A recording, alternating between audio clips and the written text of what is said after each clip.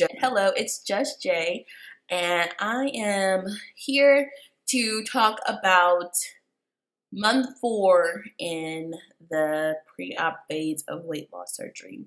So just to give you a background, if you haven't watched my other videos, I am 32 years old, almost 5-year breast cancer survivor.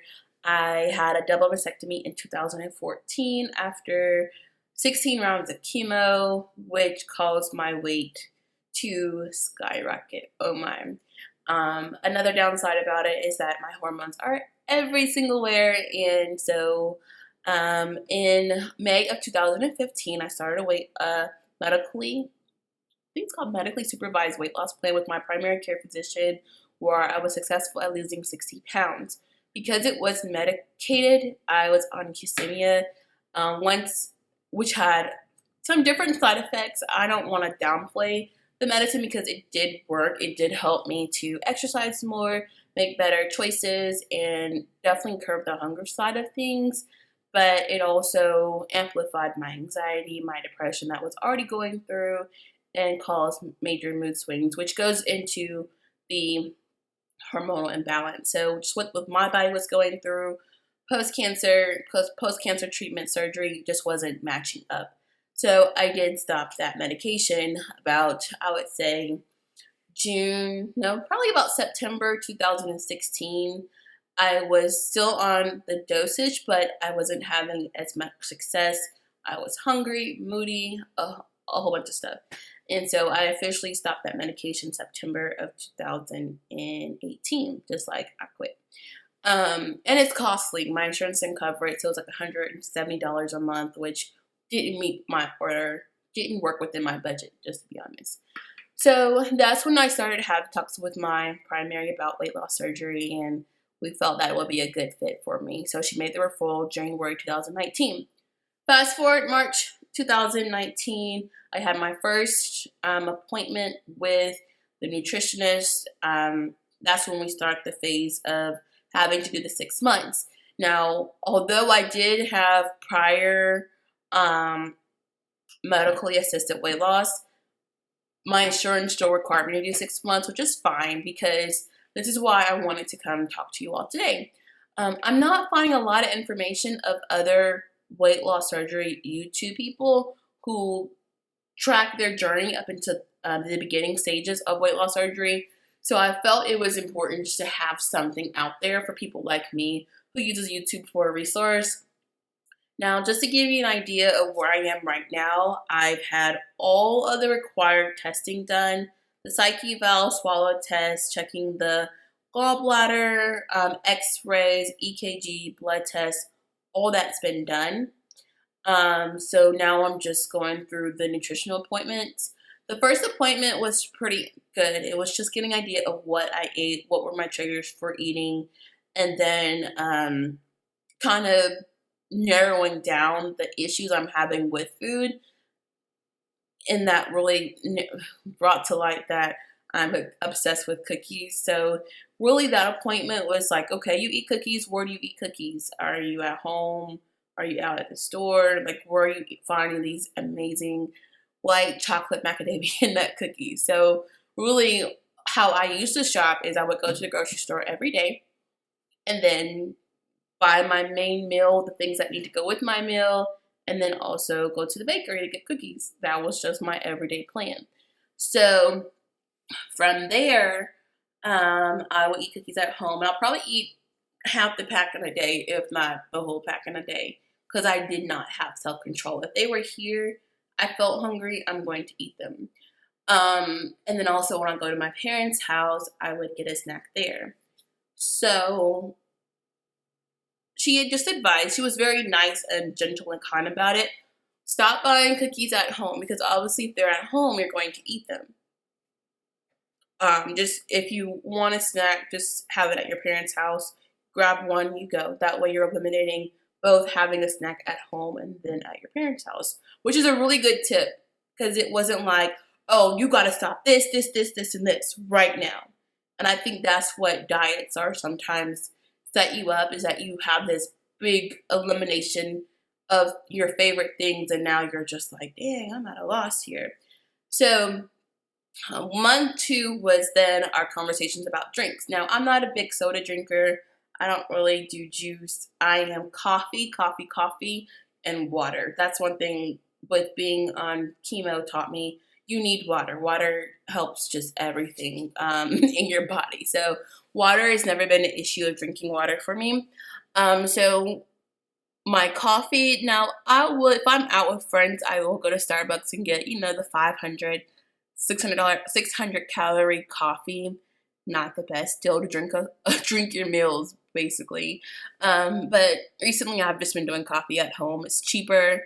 I know what's in it. I'll do coffee, maybe 2 packs of creamer, or have it plain. I don't put sugar in my coffee. It's not needed, especially with creamer. So she was like, okay, it's okay to have coffee for now, but just watch what you're putting into it. And then I would suggest tracking your food. That's hard as far as tracking everything that you eat, especially when you haven't made the best choices of food. It's really a reality check. Like, dang, I eat bad. Like, I had this, this, this, and this. And that's like 5,000 calories in a day, and wondering why I'm gaining weight. So that's what meeting 2 was like, just making sure that I'm aware of what I'm eating to make better choices. So meeting 3 was like, no, meeting 2, also in meeting 2, she eliminated bread. So when I hear bread, I'm like, okay, that's sandwiches, hamburgers. I don't eat deli meat, so that's really simple. Just don't eat bread. Cool. So by week 3 or month 3, she eliminated all breads, rice, pasta. I don't eat really rice. I don't really eat pasta. So that was really simple. But when I talked to her on my 4th appointment, which was last week, I'm like, when you say bread, what do you mean? So I was thinking bread like bread, sandwich bread. But really she's meaning like bread like flour. Flour in the way of floured chicken tenders, which are my favorite. So I was like, oops, okay, no more of that. So I had to kind of backtrack, like, oops, I'm not doing something right. So I did, from here on out, as of last week, haven't had any. Well, actually, I did. Damn it, I did. So just now focusing on not going to Zaxby's or Foosackly's or Cane's or anywhere that have breaded chicken tenders. So that's really the focus now. I also was to focus on also set to focus on. Also to set to focus on making sure I'm getting my water in, lots of water in. But it's funny, like, okay, drink lots of water, but don't drink during these times. Okay, so one thing I have picked up on after surgery, you can't drink water right after you eat. Simple. But it's 45 minutes. So I'm used to like getting my meal together, get my water together, have it all sitting out there. But really what is to come that I have to wait so many minutes after eating to drink water, so that way I'm not flushing out all of my food. So that's going to be a challenge for me because, as you can see, I am dehydrated now. I constantly have to drink water to not feel dehydrated. So if I eat and then I go do something, I'm forgetting it's an hour, 2 hours later, and I still haven't drunk any water. So something I'm going to do is set reminders on my phone, and that way I am constantly aware that I need to drink water. It sounds crazy, like don't you need to drink water, but just having it in mind. So I have my last 2 appointments in July 2019 and August 2019, and in that meantime, I'm gonna have a metabolic. I can't think of what it's called, but it's a test to see how many calories I burn in a day, just so I know how many calories to eat or stay within. I am currently focusing on getting 1,800, which isn't that bad because I was on restricted calorie diets before, a lot lower. So I do feel like I have more flexibility than I have in the past. So yeah, pretty much I just wanted to come and make a video because I'm like, there's not a lot out there. I need more, you know, I need some advice. I need someone to talk about this just to make sure that I'm not alone, not alone in this, but what I'm experiencing is normal. Just say, okay, you're on the right track, and just say everything is going to be all right. And so if you're out there, you're in your pre-op stage, and you know you're anticipating surgery in the next 2 months or so, even if it's a year from this video, just know that pay attention to those nutritional meetings. They are so important.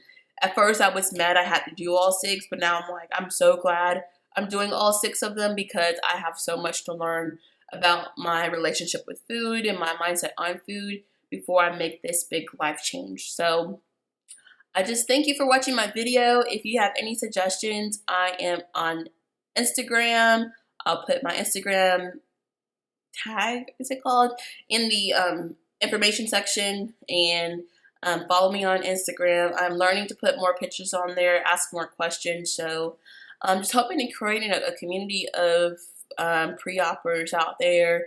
Now, just to specify, I am having the RNY surgery, and that's mainly because I have really bad reflex due to the chemo treatment, so I think that's the best fit for me.